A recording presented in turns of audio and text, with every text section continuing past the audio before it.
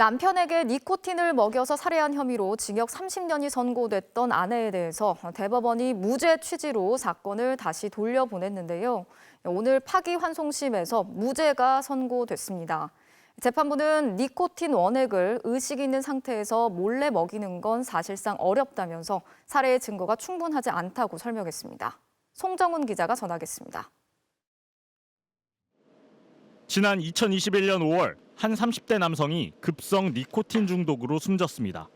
숨지기 전날과 당일 남성은 미숫가루와 흰죽, 찬물을 섭취했는데 검찰은 30대 아내가 이 음식에 니코틴 원액을 넣어 남편에게 건네 숨지게 한 것으로 보고 재판에 넘겼습니다.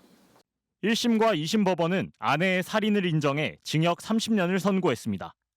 1심은 여성이 미숫가루와 흰죽, 물 모두에 니코틴 원액을 탔다고 봤고 2심은 가장 마지막으로 건넨 물에만 이 원액을 탄 것으로 판단했지만 형량은 같았습니다. 하지만 대법원 판단은 달랐습니다. 대법원은 아내가 준 음식이 아니라 다른 경로로 니코틴을 마셨을 가능성을 배제할 수 없다고 봤습니다. 또 당초 담배를 피우지 않은 것으로 알려졌던 남편이 평소에 흡연을 했고 니코틴 배출용 알약을 차에 뒀다는 추가 진술도 나왔다고 지적했습니다. 또 원심은 아내가 남편의 사망보험금을 노리고 범행했을 가능성을 인정했지만 대법원은 범행 동기로 충분치 않다고 판단했습니다. 결국 대법원은 지난해 7월 무죄 취지로 사건을 수원고법으로 돌려보냈고 재판부는 4차례 변론 절차를 거쳐 오늘 무죄를 선고했습니다.